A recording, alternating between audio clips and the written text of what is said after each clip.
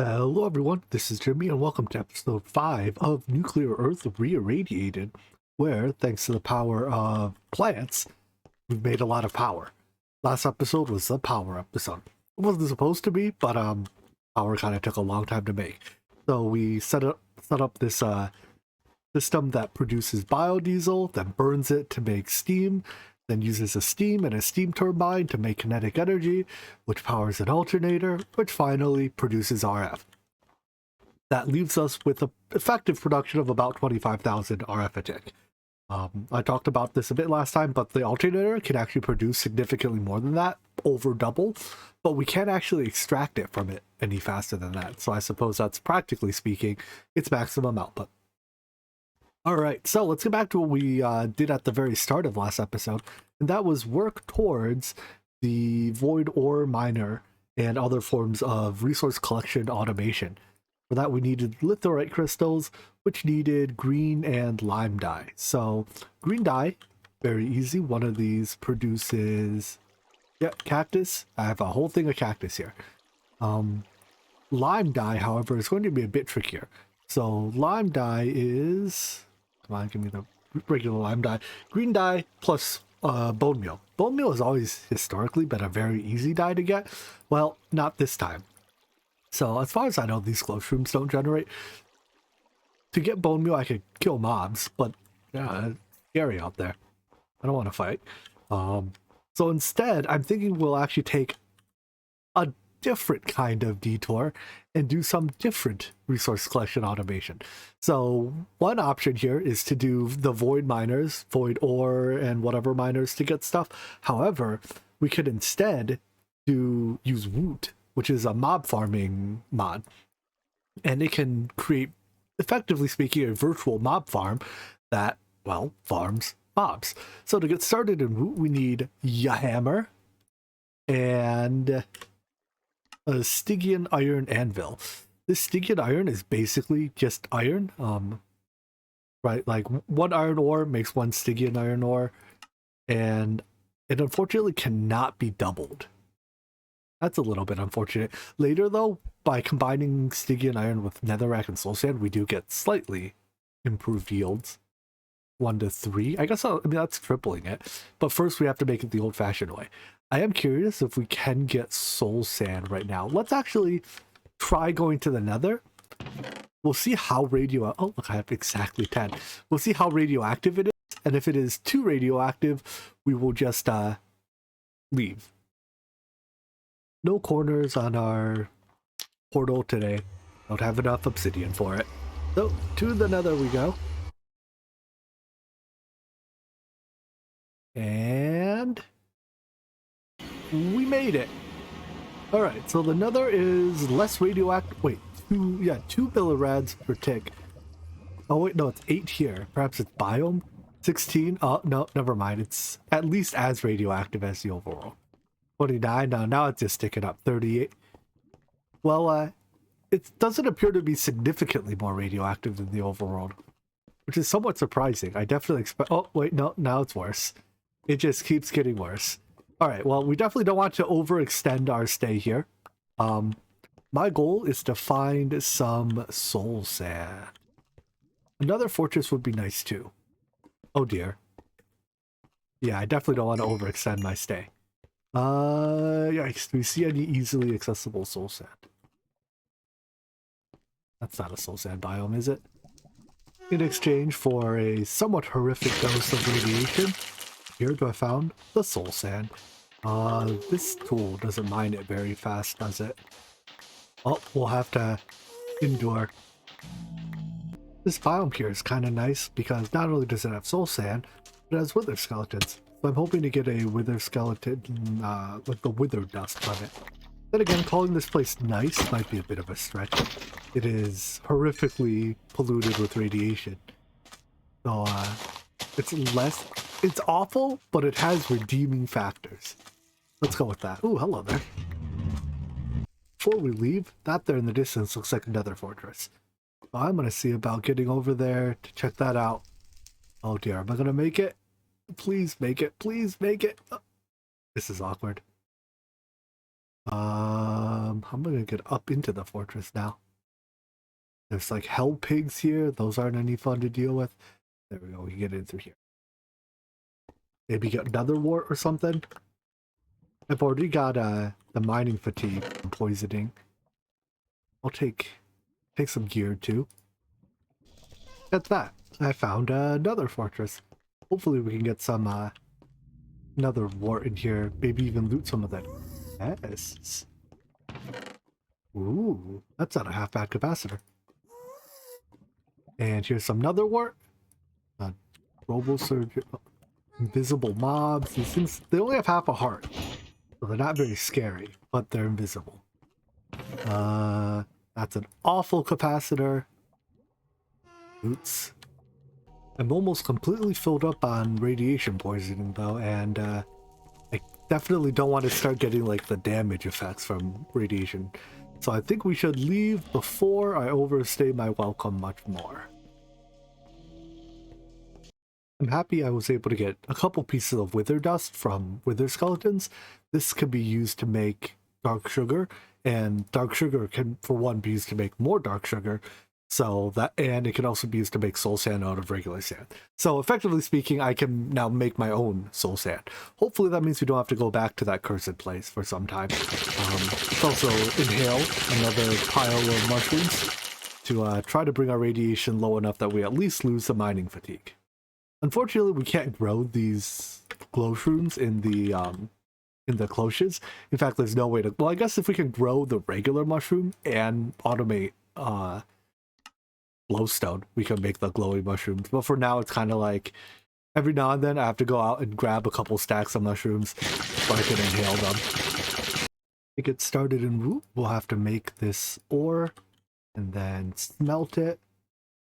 Double check real quick. That's melting is the only way to process it. Yeah, no way to get no sneaky tricks here. Smelt. Oh, I did make a couple more sets of overclockers because I got a little bit sick of moving them around all the time.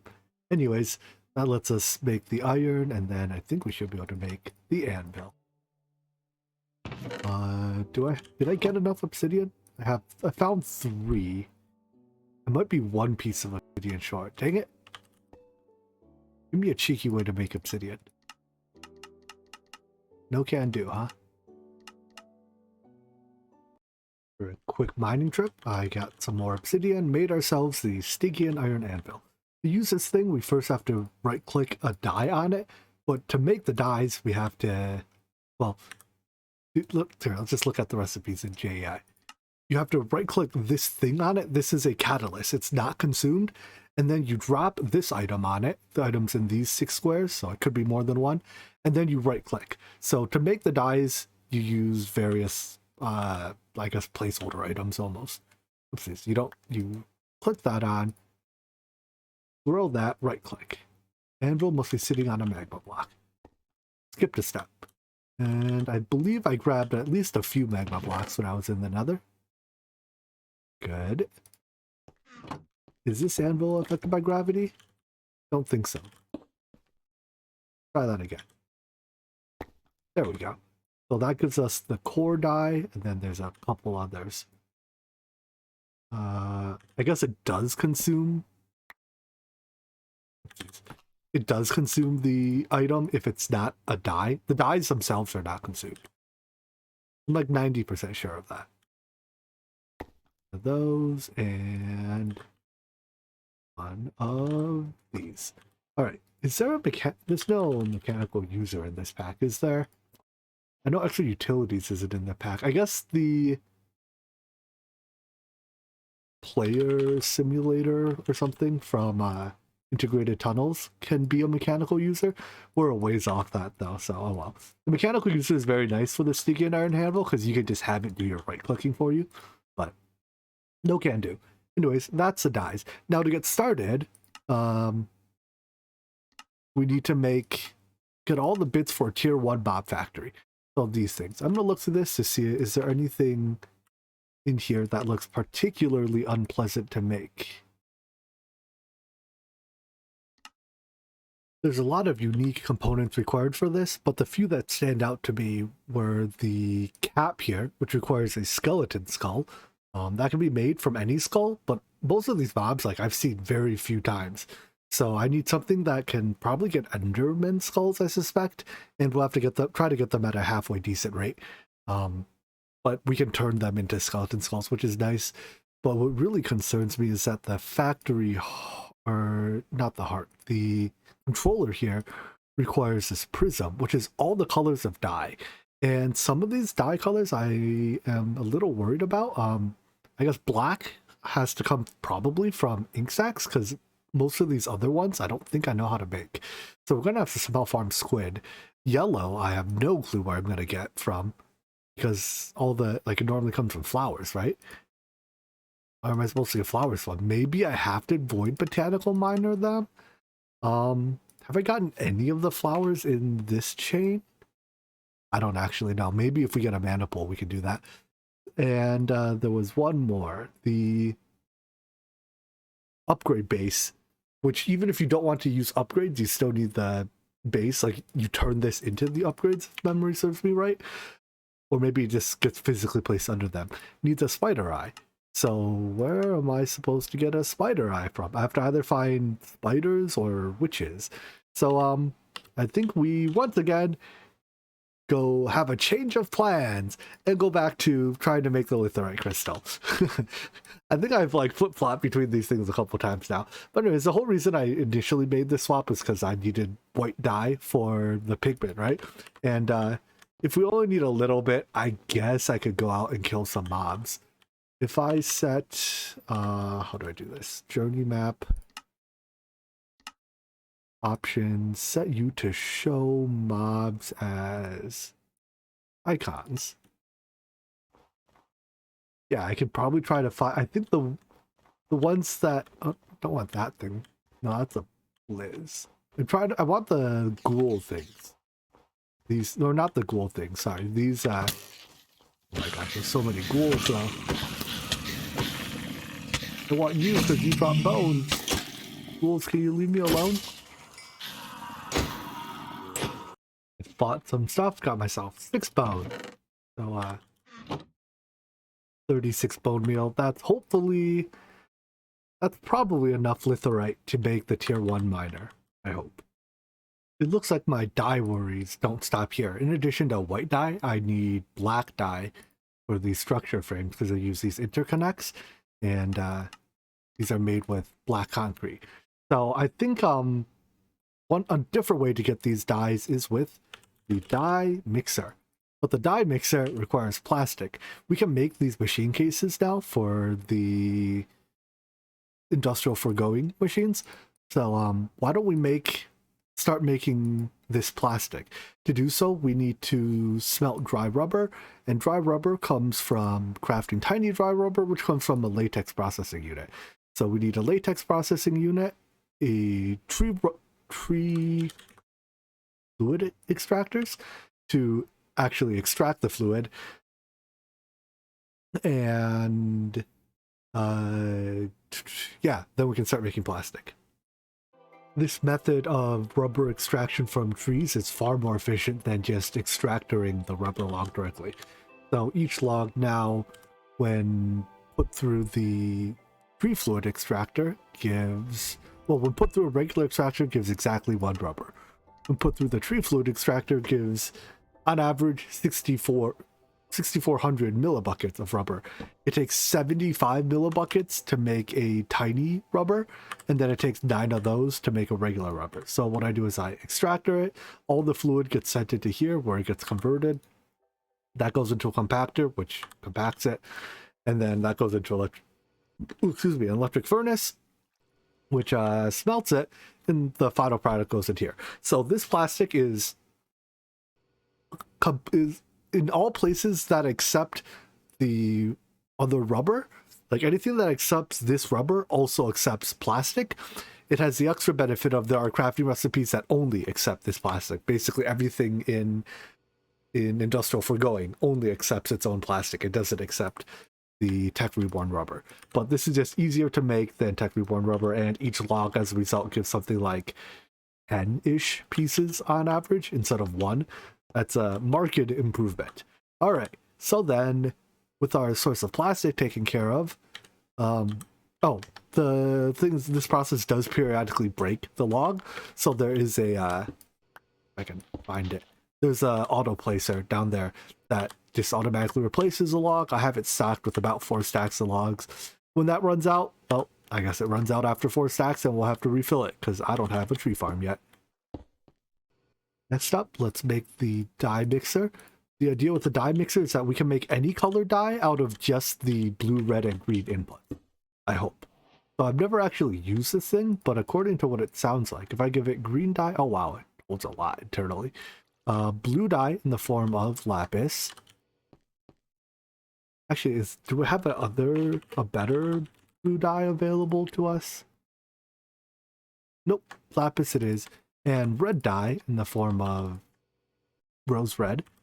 Probably a more efficient way to extract those beads. Maybe not. I guess 1-to-1 from beads is the best we can do for red dye. Oh, I guess we could alloy smelt, but that's way more effort than it's worth. Anyways, from this, if we want any given color of dye, all we have to do is make its corresponding lens. So, oh, don't tell me this has to use pink slime. Make a lens. All right, then. We are going to make pink slime now. To make pink slime, we need a mob slaughter factory. Thankfully, that's not that bad to make now that we have access to plastic and machine cases. Whoops. Mob slaughter factory, when you plug it in, tries to kill mobs in front of it in its working area. Yeah, we can work with that, I guess. What I'm going to do is bring the mobs to it by putting a range upgrade in it. You can make the range a bit larger. So I think it works on both passive and hostiles. And normally you use it in conjunction with a spawner of some sort, but I don't have a spawner of some sort, so we do the next best thing. That apparently is bring snow golems to it. Alright, golems, be free. No, that one wasn't a snow golem. But when it kills them, it generates a little bit of pink slime and a little bit of liquid meat. And if I can get, I think I need a whole bucket of pink slime before I can, oh dear, we didn't get very much off of those 8 mobs. In fact, I think I got way more off the hostile mob. But perhaps I should target hostile mobs. The fact that it snows on all my machines is a little annoying. But hey, ghouls, you get to be turned into pink slime. This whole trying to move mobs to the grinder thing, it's not going to work. So I was working on another plan when I noticed that it's Horologium Day. There's a solar eclipse today, which means if I check the day number, day 40, every 32 days, I believe this is the number, or is it 28? I always forget. But days from this day will be Horologium Day and Astral Sorcery. So we write that down because that's something that will be very important later. Just double check. It is 40, right? Yeah, day 40. We can look up later what the interval is, whether it's 32 or 28. But like during the eclipse, we can see mobs spawn there. Anyways, my plan was to make a sawmill. Funny enough, the sawmill requires a multi-block. It is the exact same multi-block as the industrial grinder. So I was like, can they share the multi-block? Turns out the answer is yes, they can. Now, if I just run the wood through the sawmill, that gives me some sawdust. Not terribly interested in the other stuff, but if I get a little bit of sawdust, this just happens to be the easiest way for me to get sawdust right now.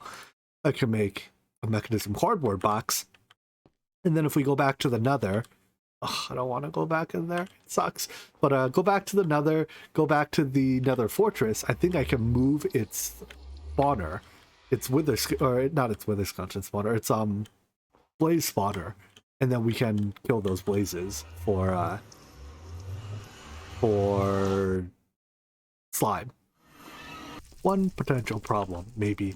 I didn't actually see a blaze spawner here when I came earlier, so now I'm just running around picking up radiation, looking for a spawner that hopefully does exist.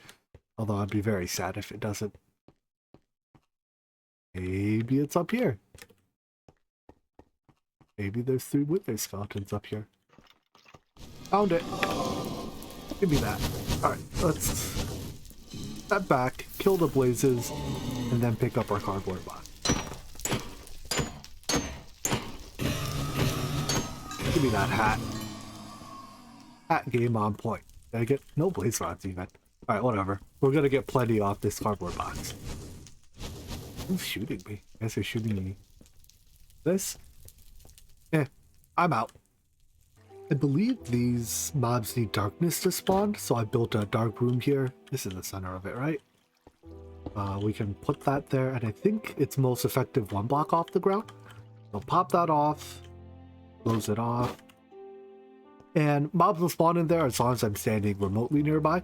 Our mob slaughter factory can kill them through the wall, and it's generating liquid meat and pink slime. So, we can make not a slime feeder, but a meat feeder. Does this require pink slime? Nope. And we can use this to automatically keep our nutrition up too. But first, I guess we need some type of tank to hold the meat and pink slime, because this only holds 8 bucket. What is a good tank in this pack? I guess black hole tank's a good tank, but black hole tank's a bit expensive. What about just a quantum tank? Even that's a bit expensive. I want something that can hold like a couple 100 buckets. The creative quantum tank, there we go. Well, it's not pretty, but these dynamic tanks from Mekanism are probably the largest tanks in this pack.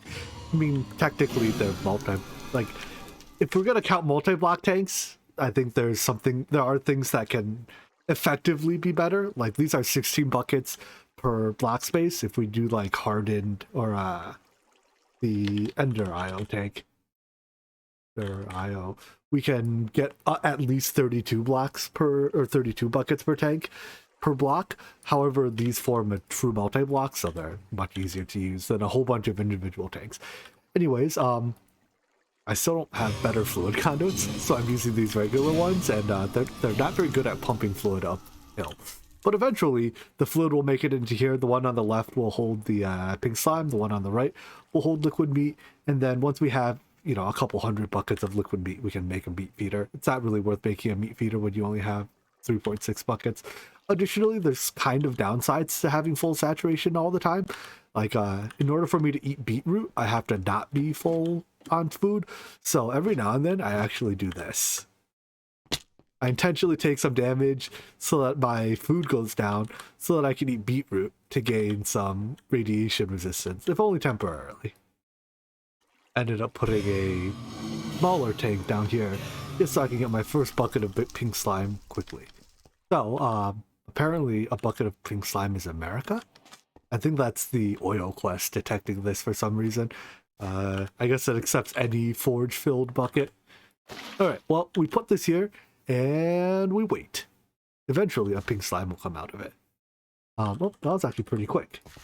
If we make a slime in beginning surge, is that not a thing in this version of Minecraft? I guess not. I must be thinking of Mine Factory Reloaded. They had a thing where you can embiggen your slimes. But I don't have a way to duplicate it yet, so by killing it, we get a slime ball to drop. Unfortunately, we got one slime ball. I guess technically we could have made the mob duplicator. Nope, that requires emeralds. No go. Alright, well, I think I needed 4 pink slime, so I need to do that process a few more times. While waiting for more pink slime, I had a bit of an epiphany. If I'm making pink slime already, why don't I just make the industrial foregoing laser drill? And if I'm going to make the industrial foregoing laser drill, I don't need the environmental tech stuff anymore. It's not better than the high tier environmental tech miners, but it's way better than the low tier ones. So, you know what, environmental tech? You've been forgotten about again. We're gonna switch gear. We're gonna switch to making the industrial foregoing laser drill. This does use a lot of power. I think each laser drill supports up to 4 bases, and each base supports up to 5,000 RF a tick. Thankfully, we make more energy than that, so we can power them. And the laser drill itself requires a lens, so I'm gonna have to make I believe it requires a lens to run as well. I'm not sure if you don't put a lens in, if it might just default to like a clear effect if you don't put any lens in, actually. I guess we can try it without a lens at first and see how it goes. But yeah, we have to make at least one lens to make the drill, and that's why it has a pink slime dependency. Besides this, it's just some diamonds, some gold. Hopefully I didn't spend too many of my diamonds making litherite. All this litherite in my inventory is looking awfully silly right now, huh? 42 diamonds left. Okay, that's enough. The way the game determines what ores you get off your laser drill is based on the biome you put the drill in, as well as the Y level you put it at. So, for certain ores, you must be between certain Y level ranges or in certain biomes to get them. For most of them, you can be anywhere, like from 0 to 255, any biome. For some ores, they have multiple instances, I guess, in the loot table.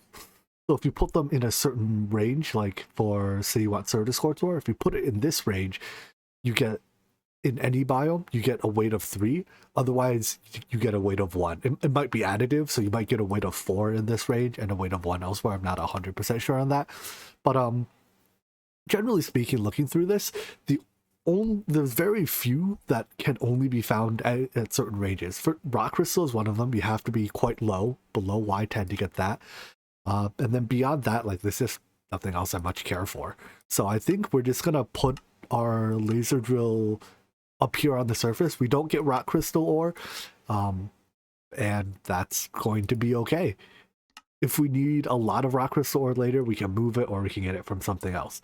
Like emerald ore here, I definitely want emerald ore, but the high rarity emerald is whitelisted to biomes that don't exist in this world, so obviously we can't do that. But there is a low rarity biome, or a low weight listing for any biome, so that works. I guess there's an argument for putting our laser drill further down because the better ores are further down. We could put it down at like Y12 or something like that.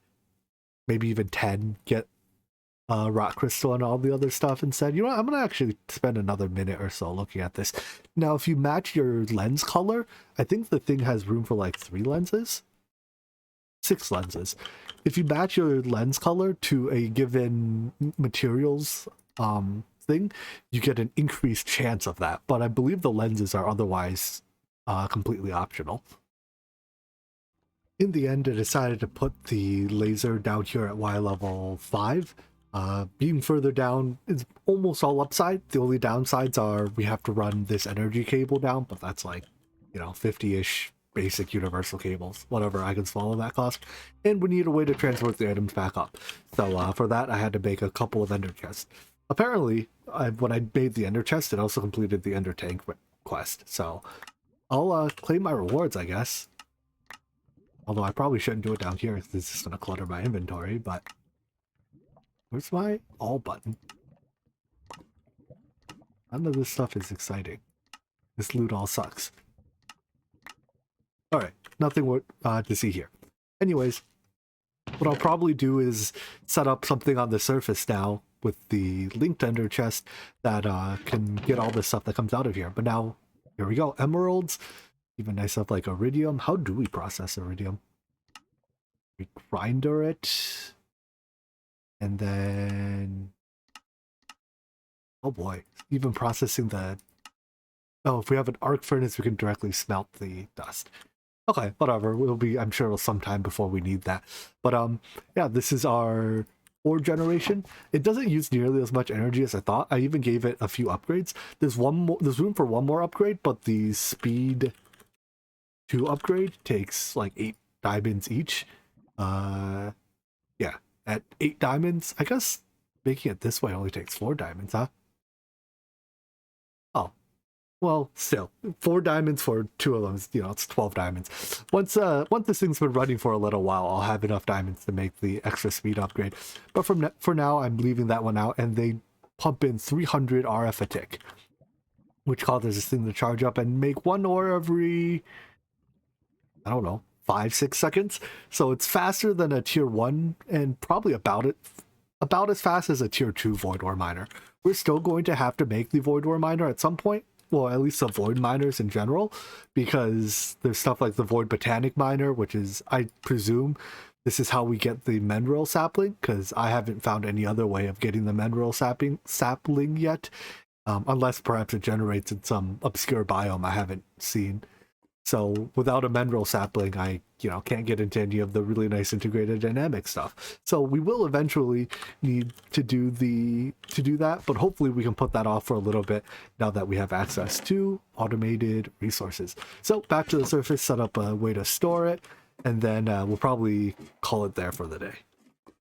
For the time being, let's keep the storage simple. For the items coming out of the laser drill, I'm just going to dump them in a whole bunch of crates, because crates are cheap, easy to use, very large. Like, it'll take the thing probably multiple hours to fill up a single crate, so I'm not worried about it filling it up and then sapping. And plus, if at some point I come back and find that I have 10 full crates of ores, I'll be ecstatic, and I won't mind the fact that it has stopped. So with that, I think we now have somewhat automated ore generation. At some point I'll have to take this world and probably move it onto a server, just because we now have enough things going on that I would really appreciate having background processing while I'm not logged in, literally dying of radiation poisoning. Stuff like the ores here, I guess the farm is no big deal, but the making of this plastic can be a little slow. Steel is on the slow side, yada yada yada. So yeah, I'll probably do that between this video and next, or shortly thereafter. But anyways, that's it for today. I hope you guys enjoyed this video, and I hope to see you in the next one. Take care, and bye bye.